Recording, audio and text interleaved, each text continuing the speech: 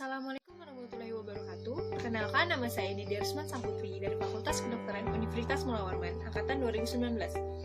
Pada video ini, saya akan menjelaskan tentang pewarnaan bakteri dan pewarnaan jamur. Selamat menyaksikan. Pewarnaan bakteri dan jamur. Pertama, pewarnaan bakteri. Pewarnaan bakteri itu secara umum ada 3 pewarnaan. Pertama itu pewarnaan sederhana. Pewarnaan sederhana itu merupakan teknik yang menggunakan pewarna tunggal. Pewarna tunggal yang biasanya digunakan dalam pewarnaan sederhana itu ada methylene blue, basic kusin, dan kristal violet. Nah, pewarnaan sederhana ini itu bertujuan untuk memberikan kontras antara bakteri dan latar belakangnya. Nah, pewarnaan sederhana ini juga dilakukan ketika kita ingin mengetahui informasi tentang bentuk dari ukuran sel bakteri. Yang kedua ada pewarnaan negatif. Pewarnaan negatif itu adalah pewarnaan yang menggunakan pewarnaan asam seperti nigrosin atau eosin atau tinta India sebagai pewarna utama. Nah, pewarnaan negatif ini tuh dilakukan pada bakteri yang suka diwarnai oleh pewarna sederhana seperti Spirochaeta. Nah, pewarnaan negatif ini tuh bertujuan untuk memberi warna gelap pada latar belakang dan tidak memberi warna pada sel bakteri.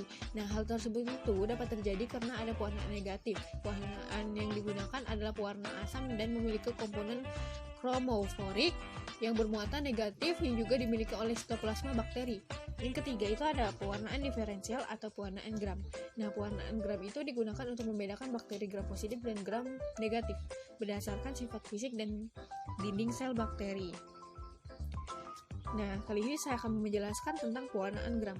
Yang seperti yang saya katakan sebelumnya, pewarnaan gram itu dibagi menjadi 2, yaitu gram positif dan gram negatif tergantung dari reaksi dinding sel terhadap tinta safranin atau kristal violet. Nah, metode pewarnaan gram ini itu diberi nama berdasarkan penemunya, ilmuwan asal Denmark, namanya itu Hans Christian Gram, yang mengembangkan teknik ini itu pada tahun 1884 untuk membedakan antara Pneumococcus dan bakteri Klebsiella pneumonia. Nah, untuk pewarnaan gram ini adalah alat dan bahannya.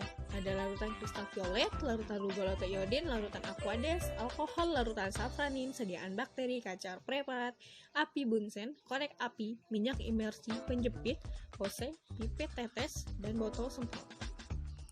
Berikut adalah langkah-langkahnya. Pertama, nyalakan bunsen, lalu sterilkan kaca preparat dengan dilewatkan pada api bunsen beberapa kali. Lalu sterilkan jarum OC. Teteskan aquades pada OC, goreskan aquades pada permukaan kaca preparat secara merata.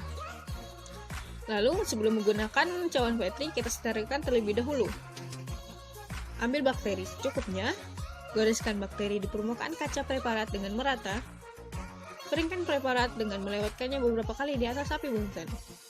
Lalu, setelah itu, kita teteskan kristal violet hingga menutupi bagian bakteri. Diamkan selama 1 menit. Setelah itu, bersihkan larutan dengan mengalirkan aquades. Teteskan lugol hingga menutupi bagian bakteri. Diamkan juga selama 1 menit. Lalu, bilas lagi dengan mengalirkan aquades. Terakhir, kita teteskan alkohol. Diamkan selama 5 detik, lalu bilas lagi dengan aquades. Keringkan sediaan, lalu mari kita observasi dengan mikroskop dengan perbesaran 100. Jangan lupa menambahkan minyak imersi. Nah, ini hasil perbedaan gram negatif dan gram positif. Terlihat berbeda kan? Selanjutnya kita akan membahas tentang pewarnaan jamur atau fungi. Pewarnaan ini tuh juga nggak beda jauh dengan pewarnaan bakteri. Nah, pewarnaan jamur ini terbagi menjadi 3, yaitu pewarnaan mold, pewarnaan yeast, dan pewarnaan gram. Pewarnaan mold ini dapat dilakukan dengan cara kombinasi dari makroskopis, mikroskopis, dan analis biokimiawi. Secara makroskopis, identifikasi dilakukan untuk mengetahui kemungkinan wilayah fungi. Nah, sementara secara mikroskopis untuk mengetahui tipe dan warna dari hifa ini, proses pewarnaan itu dibutuhkan untuk mempermudah identifikasi mold secara mikroskopis. Ya, pewarnaan yeast ini dapat dilakukan dengan metode pewarnaan sederhana. Salah satunya menggunakan pewarnaan methylene blue. Nah, pewarnaan tersebut itu akan menghasilkan warna biru pucat apabila digunakan konsentrasi yang rendah 0,1 sampai 0,2% dalam bentuk cair. Selanjutnya itu ada pewarnaan gram pada fungi. Itu dapat digunakan untuk mendeteksi komposisi penyusun fungi berdasarkan reaksi gram yang terjadi dalam bentuk perbedaan warna. Nah, menurut pewarnaan gram, fungi yang termaksud dalam yeast itu termasuk dalam gram positif, sementara fungi yang memiliki hifa atau mold itu termasuk dalam gram negatif. Berikut adalah langkah-langkah pewarnaan fungi. Pertama, sterilkan kaca preparat di air pencucian beberapa kali. Lalu berikan tetes warna lactopenobu pada kaca preparat. Ambil sediaan fungi atau jamur secukupnya. Satukan fungi dengan pewarna lactopenobu. Lalu tutup dengan cover gelas preparat. Panaskan kurang lebih selama 5 menit.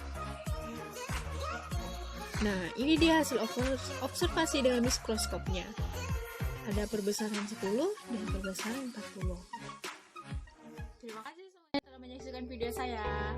Mohon maaf bila banyak kesalahan. Semoga bermanfaat.